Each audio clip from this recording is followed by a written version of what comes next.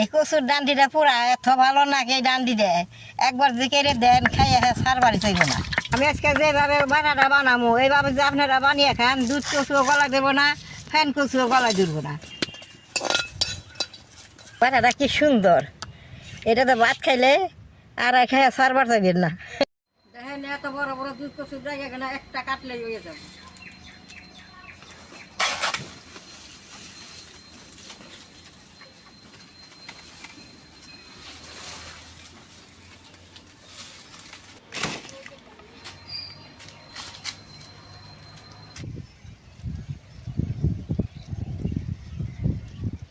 দাদা ভাই দিদি ভাই নমস্কার।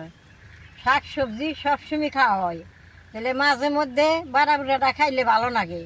এই বাড়াটা আমি আজকে দুধ কচুর ডাইগা পুইরে বাটাটা বানামু, কীভাবে বানাই আপনারা দেখতে থাকেন। বাটাটা খাইতে খুব ভালো লাগে। দুধ কচুর ডাইগাটা দেন কত বড়, আমার থেকেও নামবা। এখন আমি দুধ কচুর ডাইগাটা খন্ড খন্ড করে কাইটা নেবো।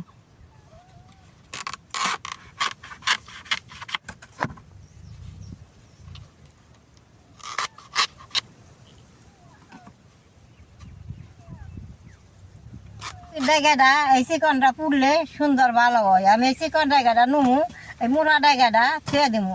এইটা পুড়তে অনেক টাইম লাগে, আর এইটা সুতকেটা পোড়া হয়। ডাইগা দি আমি চুলা জ্বালিয়ে এখন পুইরা নুমু। কচুর ডাইগা গুলা এইরকম ছোট ছোট করে দিয়ে পুড়লে বাদে পোড়াটা বেশ সুন্দর হয়। কচুর ডাইগা দিয়ে আমি আগে দুমু না, বেশ সুন্দর করে এরকম করে পুইসা নুমু।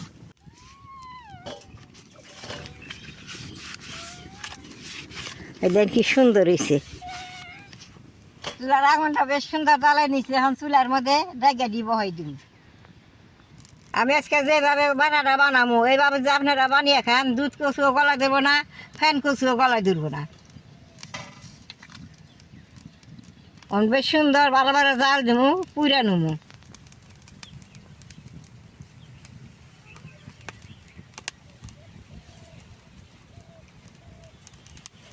ডাইগাটির একটা পিঠ হয়ে গেছে, আর একটা পিঠ আমি এখন উল্টে দিব।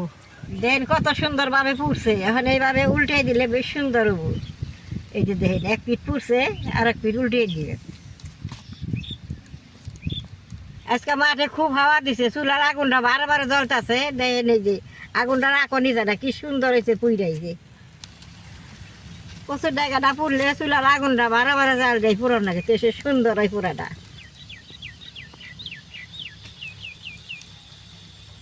রসুন দিয়ে এখন আর এই নেবো।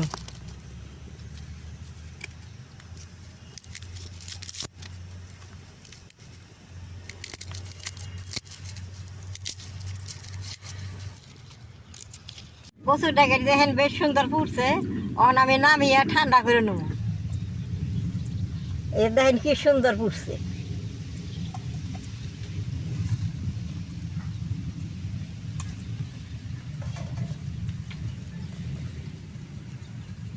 কচুর ডাইগাটি জুড়াইতে জুড়াইতে আমি শুকনা করাইতে কটা কাঁচামরিচ আর রসুন বাইজা নেবো।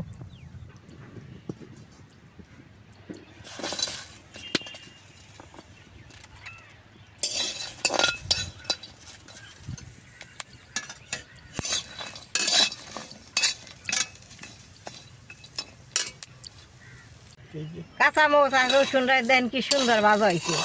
এইভাবে করার মধ্যে চুলার মধ্যে থুয়ে আমি কচু পোড়াটা ডাইগাগুলো দেন কি সুন্দর ঠান্ডা হয়েছে।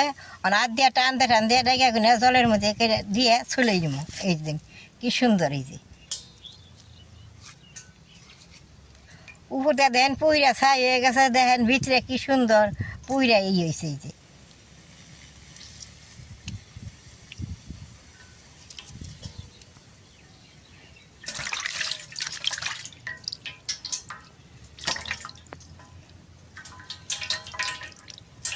এই যে এইভাবে সুন্দর করে নেব।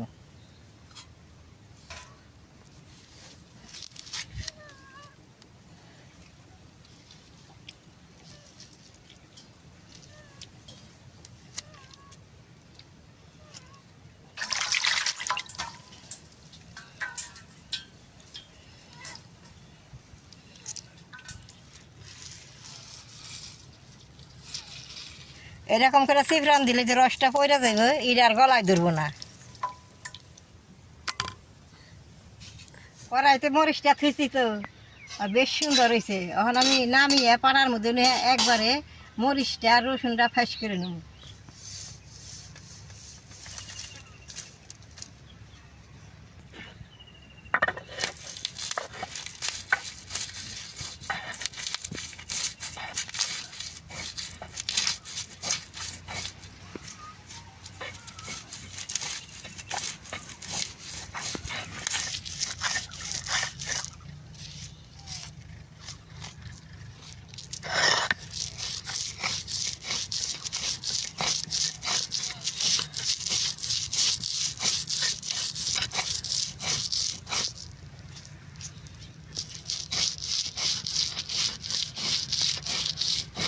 দাদা ভাই দিদি ভাই, এই কচুটা বাটতে একটু কষ্ট, তার বাটার পরে এই কচুর বাটা দিয়ে এক থাল ভাত খাওয়া যাবে, আর কিচ্ছু না কোনো অন্য।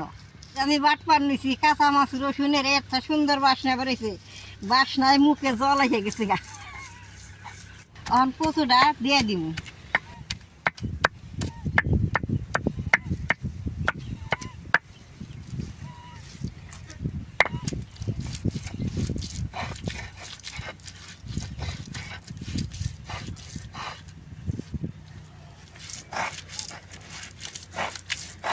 সুন্দর করে ফেস করে নিছি, লবণ দিয়ে আর দুইটা বাটা দিয়ে বাটাটা উঠিয়ে নিব।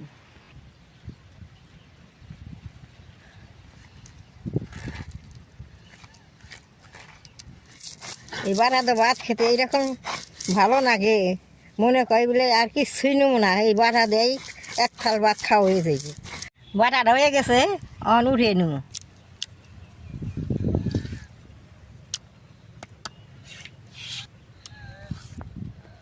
দেন বাটাটা কি সুন্দর, এটা তো ভাত খাইলে আর খাই সারবার যাবেন না।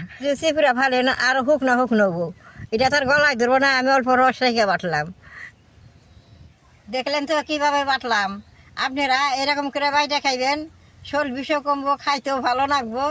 আমার এই বাটাটার ভিডিও যদি দেখে আপনাকে ভালো লাগে, নেট করবেন, শেয়ার করবেন, আমার পাশে থাকবেন, কালাটায় টিভি দিবেন।